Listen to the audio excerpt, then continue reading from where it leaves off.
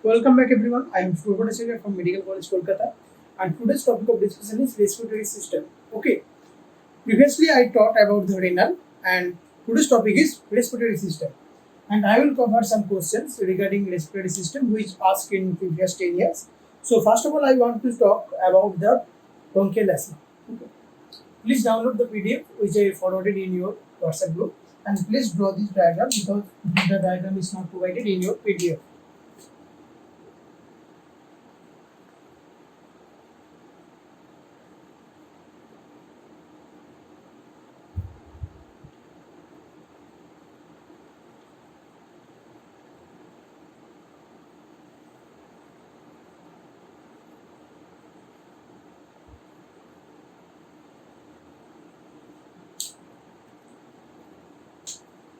There is the antigen, okay, or foreign body enters in our respiratory tract first time, and this is the antigen. And for this antigen, the antibody are formed, and this is the mast cell, and the antibody attached with the mast cell. It is the first exposure when only the sensitization of the mast cell was done. First step, when the first exposure was done, only the sensitization of the mast cell was done. First step. Second, when there is a second exposure,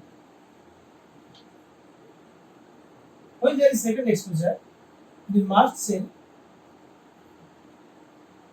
with the antigen and the antibody, the membrane was now starting destroying of the mast cell. Okay.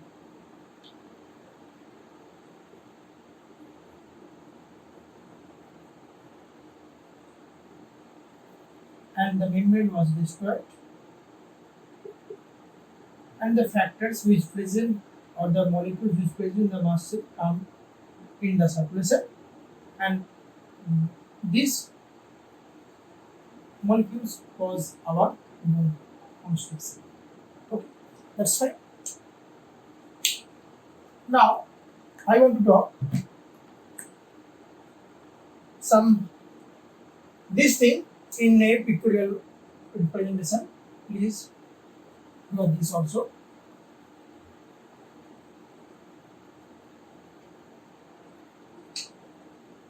Right?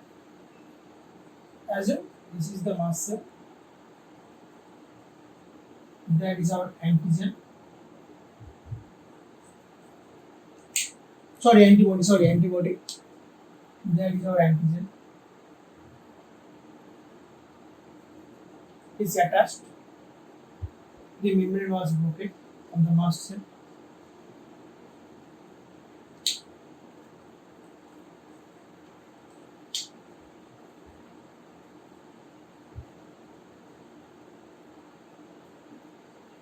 They are lymphocytes and they cause bronchoconstriction. Okay, so we can prevent.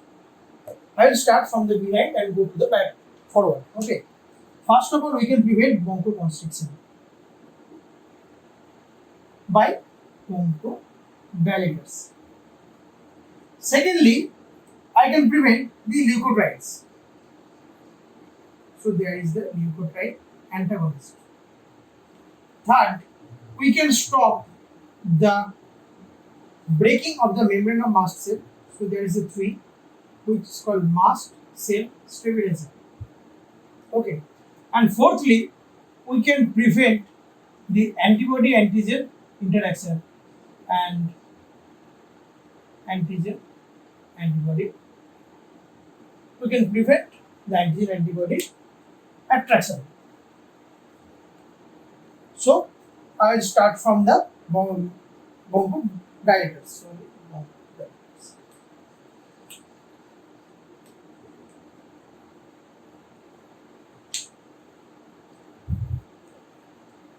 So it's clear. Please draw this diagram, and I will start from the one. Okay. Coming to the bronchodilator, and I can divide or we can divide bronchodilator in that way: beta 2 agonist, muscarinic receptor 3 antagonist, and methyl xanthine. Okay. First, I will discuss the beta 2 agonist. Okay. The beta 2 agonist, there are three types. One is short acting beta 2 agonist, long acting, and very long acting. What is short acting? It acts on 2 to 4 hours. Long acting 12 hours, and very long acting 24 hours. And there are some examples. So coming to the examples, like first example is the tarbutaline. Tarbutaline is the short acting beta 2 agonist. And salbutamol or albuterol. Okay, they are same. In this case, tarbutaline is a subcutaneous drug. Coming to the long acting beta 2 agonist like salmeterol, formoterol, they are long acting. Coming to the very long acting, carmethadol is the very long acting beta 2 agonist. Now, coming to some concept, if there is a short acting, okay, short means they act quickly, okay, short acting, shortest time, and there is some long acting, so they start their work after some duration. So, when an acute patient come in our OPD, so we have to prefer short acting, and for the prophylaxis, we have to prefer long acting, okay. So, tarbutaline and salbutamol, they are used in case of acute asthma attack or acute bronchial asthma. Okay. And among those, salmeterol and formoterol, okay, the formoterol is somewhat fasting than salmeterol. So, formoterol can be used in case of prophylaxis plus acute attack, but salmeterol is only used for prophylaxis because it is long acting. Okay. So, there is the beta 2 agonist. So, now coming to the beta 2 agonist side effects. For the side effect of beta 2 agonist, there is a beta 2 for the T for tremor, T for tachycardia, okay, and T for tolerance. And tremor is the most common side effect. So, okay, so we covered the beta 2 agonist part of the bronchodilation. Now coming to the muscarinic receptor 3 antagonists like ipratropium, tiotropium. Okay, so ipratropium is the short acting, and tiotropium is the long acting. Okay, so for that we have to use QID for dosing, and this is OD for dosing. And tiotropium is the single best drug for COPD. Okay, and anticholinergic are drug of choice for COPD. Okay, so there is the ipratropium and tiotropium. Okay, the side effects are urine retention, dryness of mouth, which is the most common side effect, and glaucoma. Okay, when a patient is already taken beta 2 blockers, so in that case, the drug of choice of the asthma, the bronchial asthma is anticholinergic or MC blockers. Now coming to the methylxanthine. Okay, now coming to the methylxanthine. Okay, methylxanthine acts in case of two pathway, like it's cause bronchodilation and also is an anti-inflammation effect. Okay, now coming to the bronchodilation part, cyclic AMP get metabolized by phosphodiesterase 3 and 4 in chain, and methylxanthine inhibit phosphodiesterase enzyme, that's for cyclic AMP, and acts as like bronchodilation. Again, the adenosine receptor is blocked by it's inhibited by methylxanthine, and that's also cause bronchodilatation. And in case of anti-inflammatory effect, it's activate the histone deacetylase enzyme. It's activate interleukin 10, and it helps in apoptosis of neutrophils. For that, the anti-inflammation effects was done. And methylxanthine has a direct effect on respiratory system. Okay. Some example like theophylline and aminophylline, both are example of methylxanthine. And coming to the side effects, due to the phosphodiesterase 3 and 4 are the enzyme are inhibited, so there are some side effects like one is headache, okay, and is nausea, vomiting. And due to the adenosine receptor blockers or inhibition, there is two side effects like seizure and arrhythmia.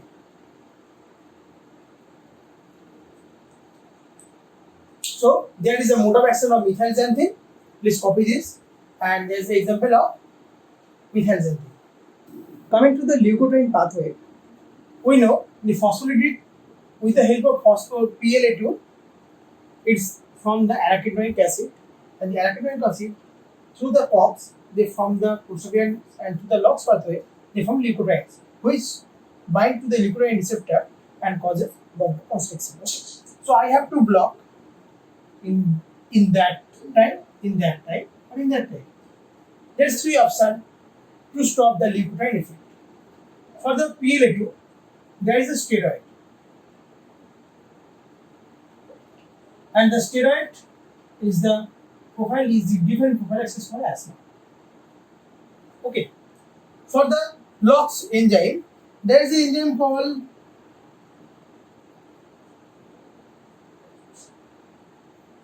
Ziluton, which blocks the LOX enzyme and which can inhibit the leukotriene formation. And there is another drug which can block the leukotriene receptor, and there is a montelukast. Okay, so whenever the montelukast solvent is coming, you can draw this pathway and then start discussing about the montelukast. So I will start from the steroid. When the steroid in asthma is different question, then you can say it decreases mucus secretion, it decreases formation of inflammatory mediators, and it increases the beta-2 receptors. By these three mechanisms, first is mucus secretion decreased, second is inflammatory mediators decreased, and the increase in the number of beta-2 receptors. That's in that way steroid helps in case of bronchial asthma. Okay.